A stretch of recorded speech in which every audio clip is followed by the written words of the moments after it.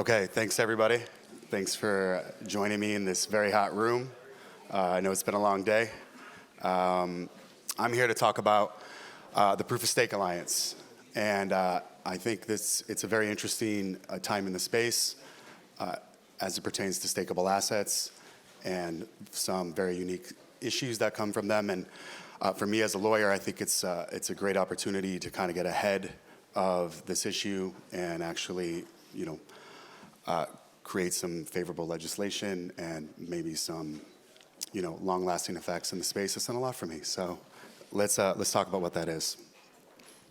So POSA is a nonprofit lobbying and advocacy consortium of proof of stake leaders, market participants. The goal here is POSA is a domestic US-based entity, and we want to get clarity and favorable legal and tax treatment of stakeable assets and how it affects participants in the space, be it networks, delegators, or validators. And how we're doing that is we're trying to come together and present a unified message to regulators and policymakers on the Hill. So let's talk about the genesis of POSA. There was a validator named Ryon, the CEO and now POSA president, Evan, had put together this very nice delegation agreement for some massive crypto fund to delegate a ton of its assets to the validator. Upon putting it together, they did some legal research and they found out, hey, under the US securities regime, a delegation agreement may or may not be an investment contract. Now, that presents a very big problem because if it is an investment contract under the regime, then only accredited investors can get in. Only accredited investors can delegate their stake, and that's kind of counter to the blockchain space generally, and I think what a lot of these participants are trying to do. So they spoke to some firms, some people who can help, and the cost to get this thing handled or to get proper advocacy in front of regulators would have cost hundreds of thousands of dollars. They came up with a good idea. Let's socialize the cost, and let's put together a lobbying nonprofit. So from that, POSA was born. Here are some current board members. Again, Evan's the president, former GC of Ryon, Matt Perona from Polychain, Santiago, the CFO of Ryon, and of course, yours truly. So this is a list of current POSA membership. As you can see, we have a lot of top layer ones, Polychain, top crypto funds, Multiplied, a very good marketing company in the space. And so as you can see from just this short list, that it's not just the protocols themselves, but validators, participants, funds, all of us can stand to gain from helping out and from the advocacy that POSA presents. So let's dig into these examples a little bit more. So my first example, a delegation agreement. This is fairly simple. I have a ton of stakeable assets. I have a ton of dots, let's say, and I want to delegate them to a validator. I want to delegate them to Ryon. I am an accredited investor, but let's say I'm not. Can I do that? Would Ryon even accept my stakeable assets? Let's say I lucked out and got a ton of dots from some employee equity grant or something, right? So would they even take it? Well, under the current US securities regime, they wouldn't have been able to unless I can verify that I am accredited. And, again, that creates a major issue. So POSA is trying to advocate currently that delegation agreements are not investment contracts and they shouldn't be treated as such. This next example is a little more tricky. So tax treatment of stakeable assets. Using a little bit more involved example, but still very simple. I delegate to a validator. I delegate to Ryon. Ryon stakes it on Polkadot, right? Polkadot kicks back some staking rewards. Let's say they take a little fee, and then off of that, the validator takes a little fee before holding it for a while and giving it to me. In that situation, how many taxable events are that? 3? 2? How is the income taxed, right? Or how are the rewards taxed? As income, as capital gains? Do I have to hold them for a year? What happens in a situation where the validator doesn't give it to me yet, right? They have to hold it for some bonding period, let's say. And in that situation, even though the staking rewards, let's say it came in at $4, when I finally get it back, it's at $2. Well, what do I pay tax on? Do I pay it on the 2? Do I pay it on the 4? Because that's when it left the protocol. So you can see just from this example, the tax treatment alone is huge. and can really destroy proof-of-stake participants in the US, and I think it would have far-reaching consequences internationally. So POSA, again, currently, I'll go into some of the advocacy efforts on the next slide, but we are taking the position that staking rewards should be treated as qualified dividends and given a capital gains treatment.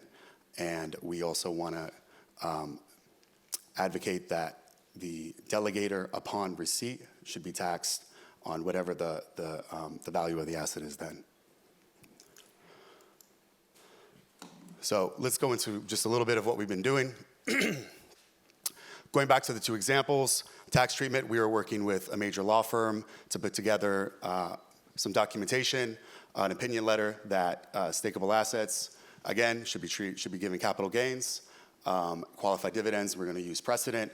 We're going to use other legislation and similar issues where there wasn't a clear answer, but what can we borrow from? This document will be used to educate the IRS, the SEC, and those on the Hill. In the investment contract example, same thing. We're going to put together another paper, like a white paper, to argue that investment contracts don't fit the definition delegation agreements don't fit within the definition of investment contracts. And on the MSB side, we are going to be working with, again, a different law firm to put together a no action letter so that validators don't have to comply with all of the rigid and fairly obtuse MSB requirements. And on the lobbying front, we're working with another great service provider to educate those on the Hill and just kind of bring the conversation to them. How does this play out past the US? Again, in an area where there is no law, we are trying to figure out these issues. In this situation, let's say we persuade US legislators to give us some favorable tax treatment, favorable legal treatment. We can then go to other jurisdictions and go, hey, this is what the US is doing. You guys should follow suit. Conversely, if, as you guys know, the SEC has been very slow with how to categorize tokens, saying most of them are securities. So on the flip side, let's say Switzerland comes up with something that's very valuable. We can also borrow from their arguments and include that in our documentation and our advocacy efforts. I wanted to do a quick one. I'm sure there's some questions. How can you help? You can join POSA as a member if you're a project, if you're a protocol, if you're a fund. We'd love to have you. Again, we are trying to come together as a single unified group.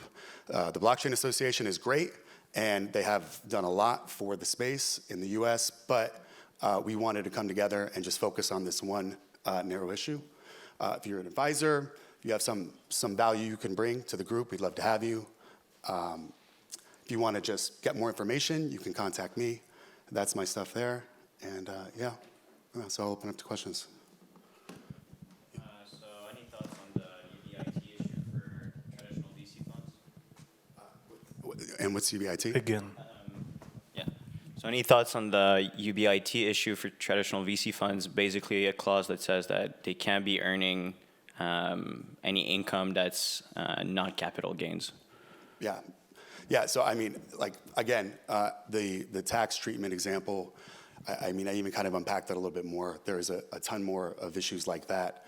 I think our position is if we can get a little bit of movement and at least get them to understand how this could really just kind of torpedo, right, proof of stake in the US, and I mean, really just kill the market, right? Because if it is treated as income, you guys are out, right? If it is the delegation agreement, is an investment contract, then like normal people, they can't delegate their stuff. Or maybe they delegate it outside the US and are they committing some sort of securities fraud? Who knows, right? So, yeah. So just the goal right now is to push it as being capital gains, right? Yeah, capital gains, we've looked at when, again, the receipt of the assets, what counts as receipt? Is it when the validator gets it? Is it when you can actually withdraw it? I mean, obviously, we're taking the position that when you withdraw it, that's when it should happen. I mean, we've also drawn kind of analogies to rental income. It's still very, very, very early in the stages of POSA. It formed maybe 6 weeks ago. And I think we're very proud of the membership list we have So yeah, I mean, there's a ton of issues. Yeah. Yeah. Okay. Cool. Anybody else? No? Okay. Well, again, reach out to me wherever you want, on Twitter, on Telegram. That's my dedicated Proof of Stake Alliance email. I think it's going to be a great effort. If you join as a member, any of our deliverables, you're free to use. A delegation agreement, any sort of like white paper or other like favorable documentation that we come, you can use it for your own purposes. Yeah, I think we're trying to make a mark, keep this in front of regulators. We have heard from the SEC that they're investigating this investment contract like issue. So there's already kind of negative movement, and so we're trying to kind of steer it back in the right way, in the right direction. So, yeah, thank you guys. Thank you.